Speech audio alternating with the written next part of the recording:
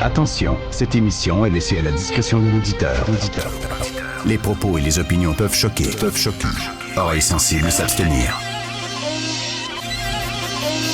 Richard Martineau. Un animateur pas comme les autres. Richard Martineau. Bonjour, merci d'écouter Cube.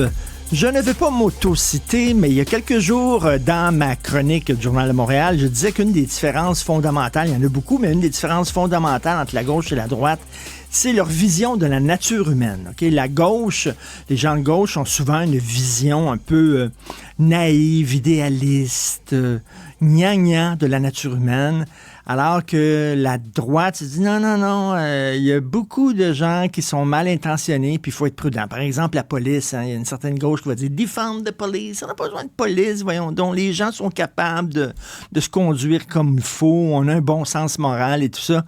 Les gens de droite disent « Non, on a besoin de la police ». Regardez, par exemple, ce qui s'est passé à New York il y a plusieurs années, quand il y a eu une panne d'électricité pendant plusieurs jours. Ça a pris 4-5 heures pour que les commerces soient défoncés, que les gens rentrent dans les maisons, qu'il y ait des viols, puis tout ça. Je pense qu'on a besoin de police, on a besoin de système d'alarme, on a besoin, de la réhabilitation. Hein. La gauche va dire, ben oui, un pédophile sort de prison, mais voilà, qui a payé sa dette à la société. Il peut travailler maintenant n'importe où, il n'y a aucun problème. Encore l'Université Laval, là, hein. Il y a un gars qui se masturbait en regardant des vidéos de fillettes de 5 ans, puis là maintenant, il enseigne à l'Université Laval, puis l'Université Laval dit, il n'y a aucun problème, il a payé ses dettes à la société, puis tout ça. Alors que les gens de droite vont dire, ben non, quand même, il faut protéger le monde, arrêter d'être naïf. Bon, alors, dans la presse d'aujourd'hui, Isabelle Haché, la chroniqueuse Isabelle Haché, parle d'un gars qui s'appelle Yannick Marcil. Je ne le connaissais pas. Ça a l'air que dans le milieu de la gauche, il est très connu. Dans le groupe qu'on appelle les Social Justice Warriors.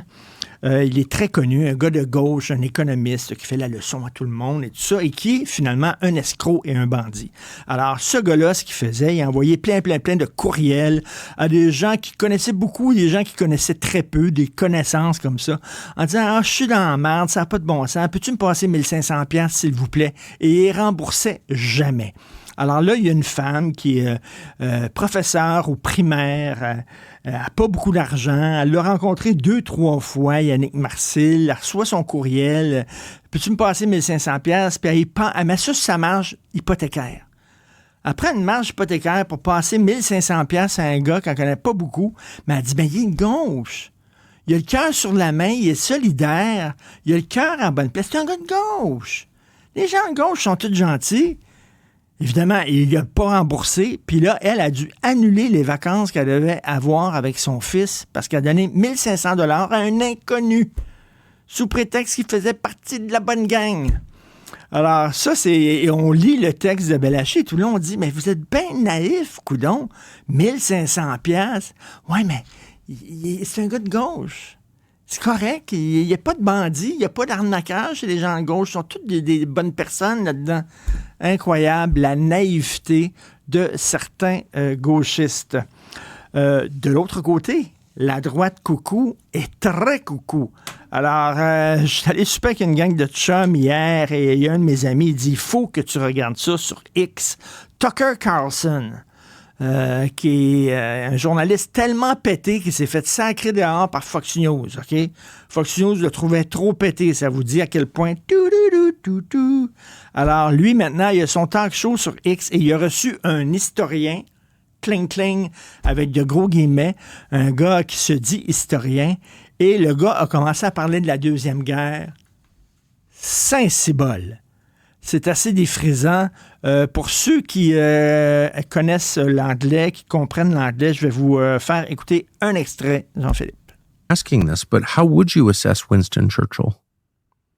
I got in trouble with my podcast partner, Jocko Willink, one time because he's a New England Dutchman whose his family, it's near and dear to, they're Dutch, but very near and dear to their heart that Winston Churchill is a hero, right? Well, everyone thinks that. He really thinks that. And I told him that I think, and maybe I'm being a little hyperbolic, maybe, but I told him, maybe trying to provoke him a little bit, that I thought Churchill was the chief villain of the Second World War. OK, oui, vous avez bien entendu. Ce gars-là s'appelle Daryl Cooper. Il passe par un historien et dit que pendant la Deuxième Guerre mondiale, le plus gros vilain, c'était Churchill. Churchill! Vraiment, là, incroyable. Et c'était lui le vilain. Puis là, il explique la Deuxième Guerre mondiale selon son point de vue à lui. Il dit Hitler voulait faire la paix. Hitler ne voulait rien. Il ne voulait pas faire la guerre avec l'Amérique et avec l'Angleterre. Il a offert à Churchill de faire la paix et Churchill n'a pas voulu. Mais Hitler, là, il y a plein de pays autour de lui qui voulaient du mal à l'Allemagne. Donc là, Hitler il a fait la guerre, mais il n'avait pas le choix. Puis là, il s'est retrouvé avec plein de prisonniers de guerre. Il n'avait pas prévu ça. T'sais. Il a envahi la Pologne, la Tchécoslovaquie. Puis là, il s'est retrouvé avec des millions de prisonniers de guerre. Et des Juifs, entre autres, là-dedans.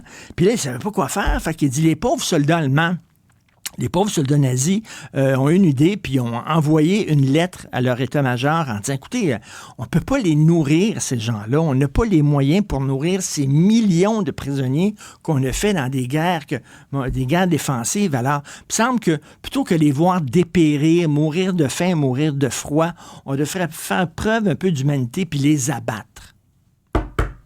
Hello! Le gars, il a dit ça. Et Tucker Carlson, il est là. Ah ouais, hein? C'est intéressant, ça, non, ça. Oh, donc, ils ont fait ça par humanité. Ils ont tué tous ces gens-là parce qu'il a pas... OK, ça, c'est la droite super coucou. Et aujourd'hui, Christian Rioux, j'aime beaucoup Christian Rioux. Je suis souvent d'accord avec lui. Mais dans Le Devoir, il dit on exagère sur Trump. Puis c'est pas un crypto-fasciste. Puis ça... Tucker Carlson, c'est le journaliste préféré de Trump. Là, c'est dans la même gang. Steve Bannon, là, on parle même plus de gauche puis de droite. Là. On parle d'être sain d'esprit puis d'être complètement fou, envoyé à l'asile avec une camisole de force et un entonnoir sur la tête. OK, littéralement, là. Alors, Tucker Carlson, c'est ça. Puis ça passe sur X. Il n'y a aucun problème. Elon Musk trouve ça super cool de passer ce genre d'affaires-là. Bref, autant à l'extrême gauche qu'à l'extrême droite, je te dis, on est mal barré.